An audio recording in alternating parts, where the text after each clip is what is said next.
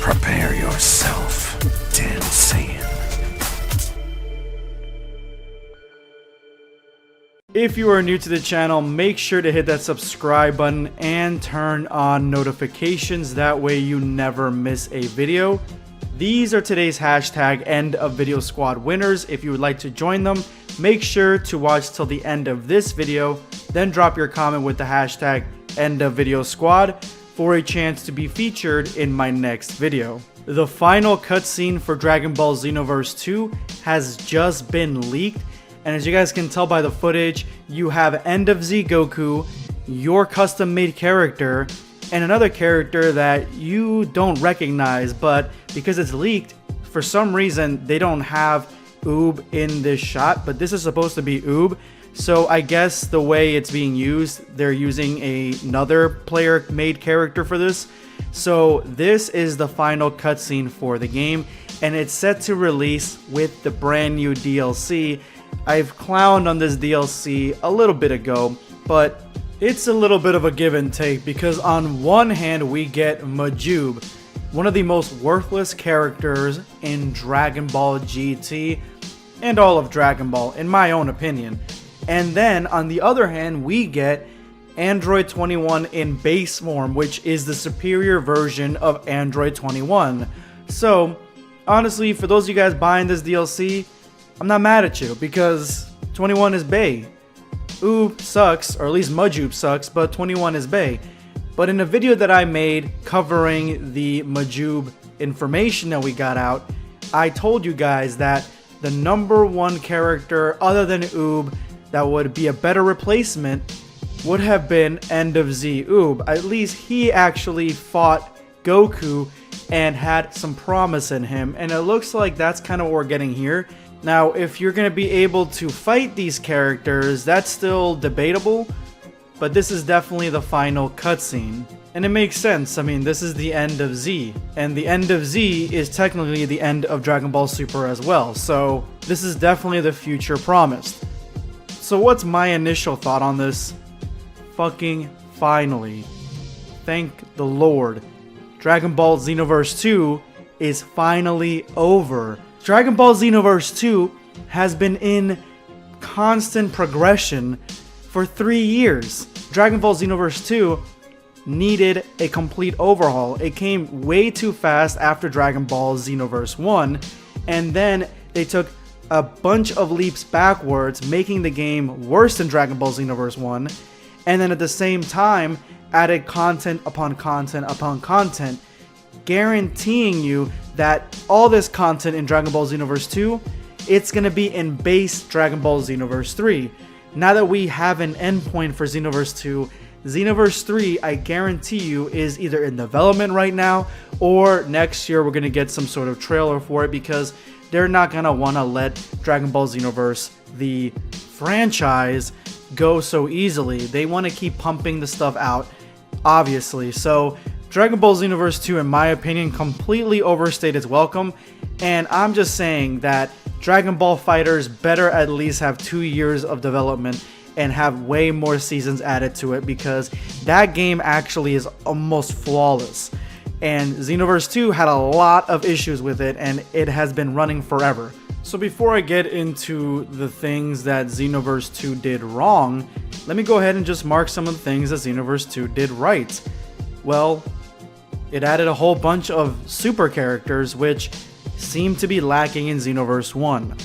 I honestly wanted to play the characters from Super back in Xenoverse 1, but they were very limited back then, and Xenoverse 2 remedied that by adding a whole bunch of quests, a whole bunch of different characters, and a lot of characters from different movies and stuff, and they added the Broly characters, so that was definitely a good decision on them. The hub world was interesting and it was fun at first.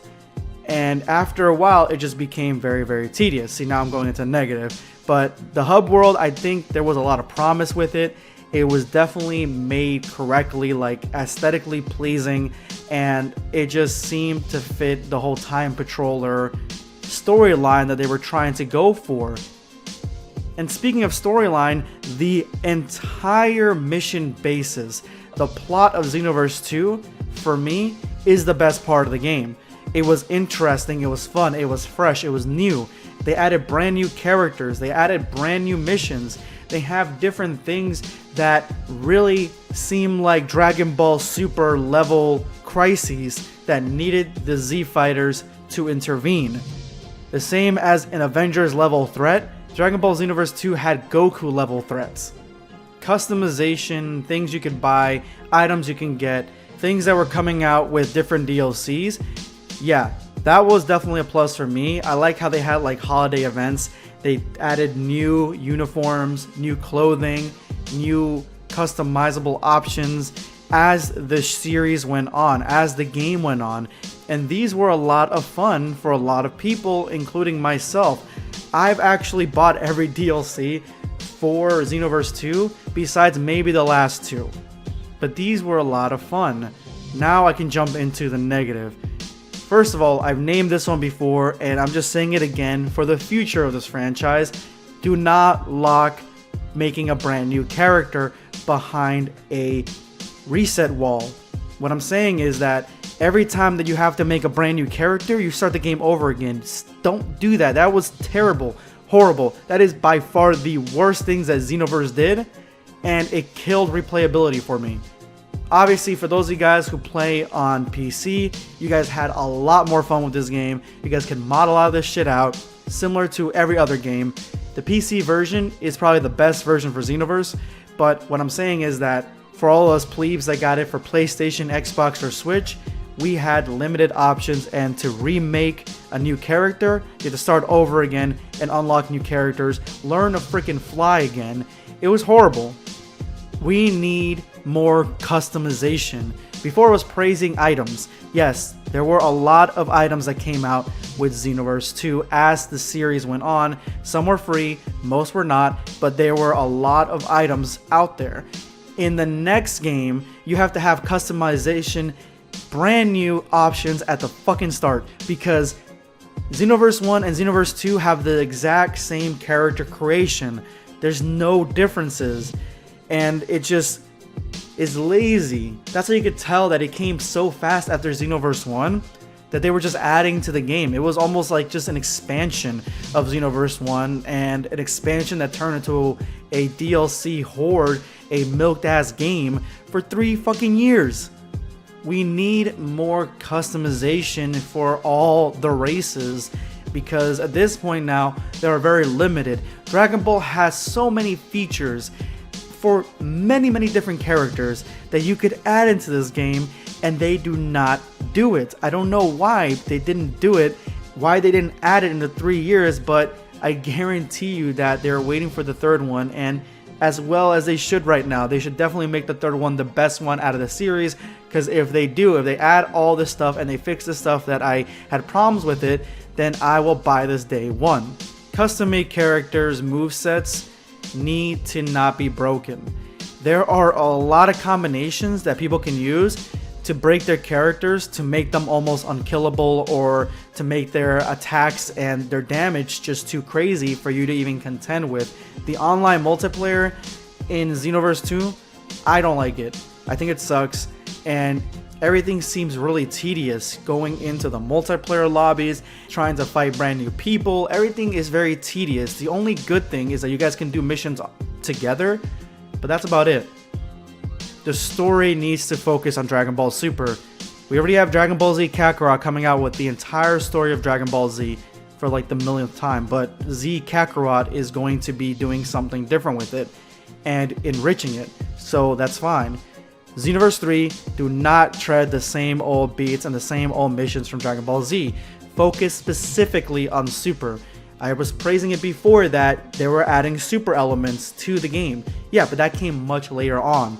There were still a lot of missions early on that were Z oriented. The third installment has to focus on Super. Super has a lot of stuff that can be explored, a lot of brand new things that can be explored. We have the moral arc going on. There's a lot of stories that can be told through Super that needs to be told in Xenoverse 3. And lastly, and I'm just saying lastly because I think these are the main ones, there's probably a huge list of things that could fix in Xenoverse 3, but this is probably the one that I dislike the most, and I don't know how they can fix it, but I think it needs to be fixed. It feels like in Xenoverse 1 and 2, when you fight, your attacks, your punches, your abilities, they seem to lack impact. They don't seem to have that extra oomph that Fighters has. They don't have the same oomph that Xenoverse 3 had. They seem to fall flat. Everything seems weak. Your Kamehameha beams seem weak. The explosions seem weak. The impacts seem weak. Fix that, Xenoverse 3. Fix it. That's basically it. I'm just so glad that this is the ending of Xenoverse 2. Alright, so I got this update by the end of me making this video, but it seems like this is something that comes at the end of that final cutscene, where Xenoverse 2 is telling you that there's more scenes to come and there's more events and stuff, and they're going to continue putting out content for Xenoverse 2 basically. And I don't think that they're going to put out any more DLC. I think this is the last DLC. I think what they're talking about is events. They want to keep the game going until Xenoverse 3 comes out, so I'm still saying that this is the end of Xenoverse 2. But let me know what your thoughts are on Xenoverse 2 and its ending and its run. Did you have fun? What are your gripes? What do you want to fix in Xenoverse 3? If you made it to this point of the video, you are now part of the hashtag End of Video Squad. Give yourselves a round of applause. Make sure you drop your comment with the hashtag End of Video Squad for a chance to be featured in my next video. Today I'm going to be responding to 510 Instinct. I was the 700th like. I personally thought that Goten could be Goku Black. Thank you so much for your comment, watching the video, and dropping that like. And I think a lot of us thought that when we were watching the Goku Black arc early on, and there were a bunch of theories out there. I've seen videos out there of Goku Black being Goten Black, but it never happened. Thank you so much for your comment. This is going to be BlackScape signing off. Take care, guys.